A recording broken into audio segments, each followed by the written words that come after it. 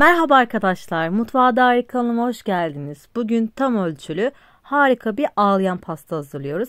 Misafirler gelince olmazsa olmaz tariflerden bir tanesi. Keki için karışma kabı içerisine 3 adet yumurta ve 1 su bardağı toz şekerini alarak iyi bir şekilde karıştırıyorum. 1 dakika boyunca mutlaka karıştırmanız gerekiyor. Ardından içerisine yarım su bardağı oda ısısında süt, yarım su bardağı sıvı yağ, çok az daha karıştıralım. Bir 5-10 saniye yeterli olacak. Arkadaşlar, beni bu tarifle ilk defa izlediyseniz lütfen yorumlarda belirtmeyi ve henüz abone değilseniz de abone olmayı unutmayın. Unu ve diğer malzemeleri eliyle açacağız arkadaşlar. 1 su bardağı tepeli un, 1 paket kabartma tozu, 1 paket vanilya, 2 yemek kaşığı dolusu kakao eliyoruz. Eleyince daha güzel kabarıyor kekiniz. Tekrar karıştıralım malzemelerimizi. Çok lezzetli bir tarif arkadaşlar. Mutlaka sizler de gönül rahatlığıyla denemelisiniz. Kıvamı, rengi bu şekilde.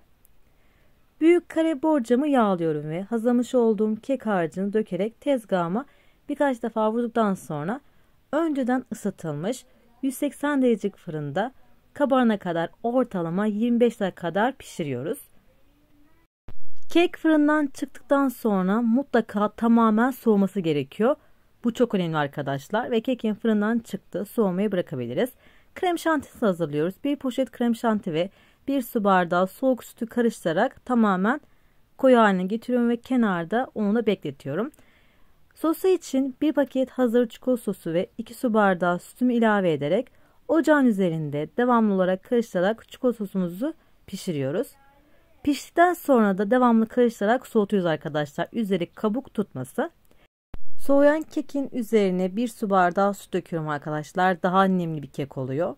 Zaten süt de hemen kendini çekiyor. Daha sonra hazırlamış olduğum krem şantiyi de üzerine yayıyorum. Krem şantim de soğuk arkadaşlar ve tamamen soğuyan çikolata sosu da üzerine döküyorum.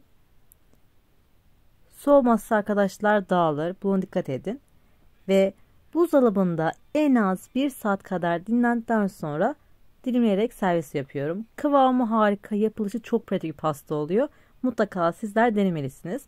Tarifimin sonuna geldiğim deneyecekleri şimdiden afiyet olsun. Yeni tariflerde görüşmek üzere.